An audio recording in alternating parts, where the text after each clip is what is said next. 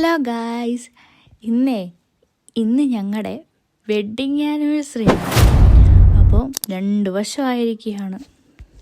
അപ്പോൾ അമ്പലത്തിലേക്ക് പോകാൻ തുടങ്ങുവാണ്. ആളിവിടെ ഇല്ലാത്തതുകൊണ്ട് വലിയ ആഘോഷമൊന്നുമില്ല.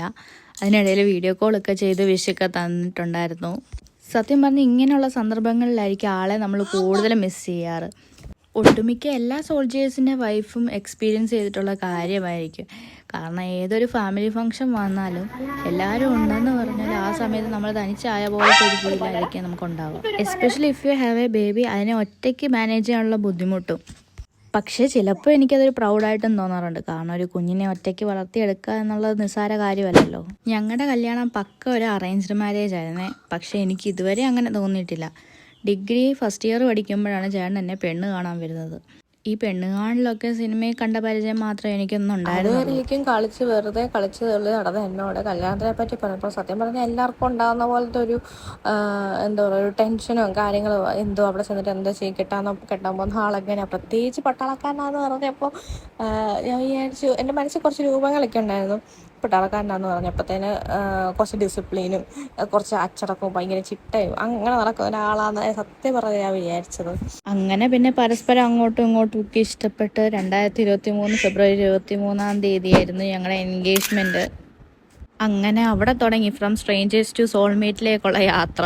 സത്യം പറഞ്ഞ് വിചാരിച്ച പോലെ അല്ലായിരുന്നു. എൻ്റെ ഒരു വൈബിന് പറ്റിയ ഒരാളെ തന്നെയായിരുന്നു എനിക്ക് കിട്ടിയത്. അതുകൊണ്ട് തന്നെ എനിക്കിതൊരു അറേഞ്ച് മാരേജ് ആണെന്ന് ഇതുവരെയും തോന്നിയിട്ടില്ല. അങ്ങനെ എൻഗേജ്മെൻ്റ് ഒക്കെ കഴിഞ്ഞ് 1 വർഷം കഴിഞ്ഞിട്ടായിരുന്നു ഞങ്ങളുടെ കല്യാണം.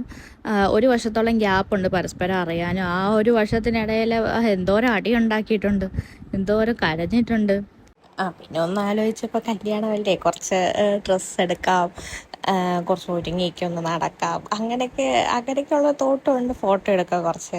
ആ ഒരു ചിന്തയല്ലാതെ വേറെ ജീവിതത്തിനെ പറ്റി യാതൊരു ചിന്തയും എനിക്ക് ആ സമയത്ത് ഉണ്ടായിരുന്നില്ല കേട്ടോ. ഞാൻ അങ്ങോട്ട് തിരിഞ്ഞു നോക്കുന്നത് അവിടെ കട്ടിലിൽ ഒരാൾ ഇരിപ്പുണ്ട്. അവിടെ അനങ്ങാതിരുന്നപ്പോഴേ എനിക്ക് തോന്നി എന്തോ പണി ഒപ്പിക്കുവാന്ന്.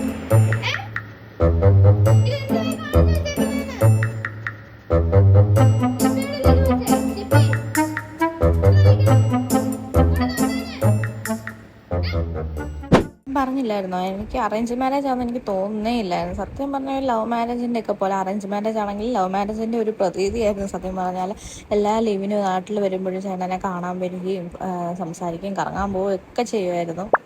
സത്യം പറഞ്ഞാൽ ആ ഒരു പ്രേമിച്ച് നടന്ന ആ ഒരു സമയമൊക്കെ എനിക്ക് ഭയങ്കര ഇഷ്ടമുള്ള, ഇപ്പോഴും ഓർക്കാൻ ഇഷ്ടമുള്ള, മെമ്മറിയിൽ ഇപ്പോഴും ഉണ്ടത്. എനിക്ക് ഓർക്കാൻ ഇഷ്ടമുള്ള കുറേ കാലങ്ങളാണ്. ഞാൻ എപ്പോഴും ചേട്ടനോട് പറയും ടൈം ട്രാവൽ ചെയ്യാതെ പോയായിരുന്നെങ്കിൽ നമുക്ക് ആ ഒരു കാലത്തേക്ക് പോയിട്ട് വരായിരുന്നത്. അപ്പോൾ ചേട്ടൻ്റെ കളിയാക്കി പറയാം, അങ്ങനെ പോകാൻ പറ്റുമായിരുന്നെങ്കിൽ ഞാൻ നിന്നെ കെട്ടത്തില്ല എന്നൊക്കെ ചേട്ടനെ തമാശക്കാറ്. അങ്ങനെ ഒരുപാട് പിണക്കങ്ങൾക്ക് ഒടുവിൽ 2ാമത്തെ വർഷം എത്തിയിരിക്കുകയാണ്. കഴിഞ്ഞ കൊല്ലവും ചേട്ടൻ എൻ്റെ കൂടെ ഇല്ലായിരുന്നേ. എന്തൊക്കെ ഉണ്ടെന്ന് പറഞ്ഞാലും നമ്മുടെ പാർട്ട്ണർ കൂടെ ഇല്ലെങ്കിൽ, അവരുടെ കൂടെ ഒരുമിച്ച് ജീവിക്കാൻ പറ്റിയില്ലെങ്കിൽ അത് തന്നെയാണ് ഏറ്റവും വലിയൊരു പോരായ്മ. ഈ ലോങ് ഡിസ്റ്റൻസ് റിലേഷൻഷിപ്പിലുള്ളവരുടെ ജീവിതത്തിൻ്റെ നല്ലൊരു ഭാഗവും ഇങ്ങനെയൊക്കെ തന്നെ പൊയ്ക്കൊണ്ടിരിക്കുകയാണ്. വെയിറ്റ് ചിപ്പിമോടെ ഒരു ചെറിയൊരു ട്രാൻസിഷൻ ഉണ്ട്.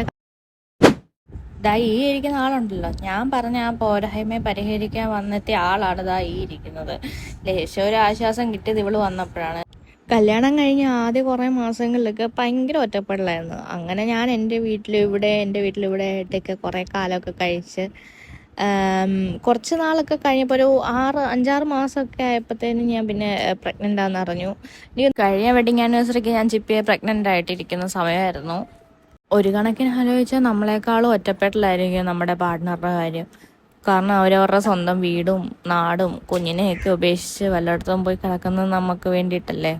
അപ്പോൾ എൻ്റെ ഒരുക്കൊക്കെ കഴിഞ്ഞ് ഇനി അടുത്ത് ചിപ്പിയെ ഒരുക്കണം. ചിപ്പിയെ ഒരുക്കുന്നതാണ് ഏറ്റവും വലിയ ടാസ്ക്. ഈ മുടികെട്ടാണ് ഏറ്റവും വലിയ ടാസ്ക്. ഇവൾ ഉറങ്ങുമ്പോഴാണ് ശരിക്കും ഞാൻ ഇതൊക്കെ ചെയ്യാറ്. നേരത്തെയൊക്കെ അവൾ അടങ്ങി കിടക്കുന്നത്, പക്ഷെ ഇപ്പോൾ അവൾ അടങ്ങി കിടക്കാറേ ഇല്ല. ഈ ചിപ്പിയുടെ മുടി എപ്പോൾ കെട്ടി കൊടുത്താലും എനിക്കൊരു കാര്യം ഓർമ്മ വരുന്നത്. കാരണം എനിക്ക് ലേബർ റൂമിൽ ഹസ്ബൻഡിനും കയറാനുള്ളൊരു ഓപ്ഷൻ ഉണ്ടായിരുന്നു. അപ്പോൾ ചിപ്പി ജനിച്ചപ്പോഴേ ചിപ്പിക്ക് നല്ല മുടിയായിരുന്നു. അപ്പോൾ തന്നെ പുള്ളി ഓടി വന്നിട്ട് പുറത്ത് നിന്നവരോട്, എൻ്റെ അമ്മയ്ക്ക് ഇങ്ങനെ വെയിറ്റിങ്, അയ്യോ എങ്ങനെ ഉണ്ട്, പെണ്ണാണോ ആണാണോ, എല്ലാവർക്കും അറിയാനും ഒക്കെ ഒരു ആകാംക്ഷ. അപ്പോൾ പുള്ളിക്ക് മോള് വേണമെന്നായിരുന്നു. പണ്ട് തൊട്ട് എന്നോട് പറയാം മോള് മതി, നമുക്ക് മോള് മതി. അങ്ങനെ ആ സമയത്ത് ചേട്ടൻ പുറത്തോട്ട് ഓടി വന്നിട്ട് ഒത്തിരി മുടിയുണ്ട് അമ്മയെന്ന് ആദ്യം പറഞ്ഞ കാര്യമൊന്നും. ഇത്രയും കാണാൻ ഞാൻ പരിശ്രമിച്ചിട്ടായിരിക്കും ഈ മുടി രണ്ടും ഒന്ന് കെട്ടിവെക്കുന്നത്. പക്ഷെ ഒറ്റ സെക്കൻഡ് കൊണ്ടായിരിക്കും അവളത് പറിച്ച് കളയുന്നത്. പണ്ടേ ഞാൻ ഓർക്കുന്നുണ്ട്, അമ്മ ടീച്ചറായിരുന്നു. അപ്പോൾ അമ്മ എന്നെയും കൂടെ ഒരുക്കിക്കൊണ്ട് വേണമല്ലോ സ്കൂളിൽ പോകാൻ. അപ്പോൾ ഞാനും ഇതുപോലെയായിരുന്നു. മുടി കെട്ടുമ്പോൾ ഭയങ്കര വാശിയായിരുന്നു. എന്തെങ്കിലും കെട്ടി കൊടുക്കുമ്പോൾ അത് വേണ്ട അത് വേണ്ട. അപ്പോൾ അമ്മ എന്നും എന്നെ വഴക്കും അടി തന്നിട്ടായിരിക്കും സ്കൂളിലേക്ക് പോവുക. അപ്പോൾ ഇപ്പോൾ കർമ്മ എന്ന് പറയുന്നൊരു സംഭവം ഉണ്ടല്ലോ.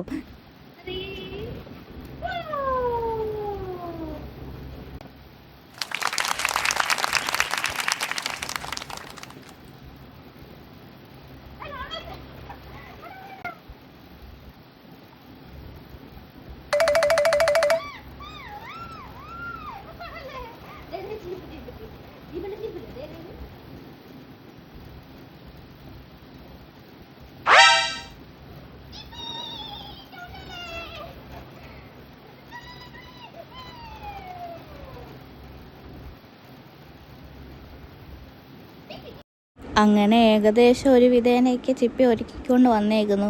പക്ഷെ ഞാൻ ഉറക്കത്തിലായി കണ്ണും പിരിക്കും ഒക്കെ ഇവിടെ എഴുതിയത്. പക്ഷെ ഞാൻ പൊട്ട് തൊടാൻ മറന്നുപോയി. തൽക്കാലം ഇത് വെച്ച് അഡ്ജസ്റ്റ് ചെയ്യാം.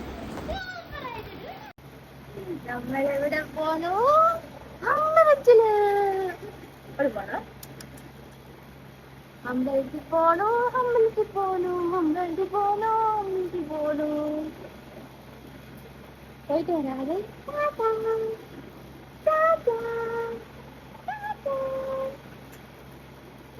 സുധാമേരി തസ്മൈ നമഃ.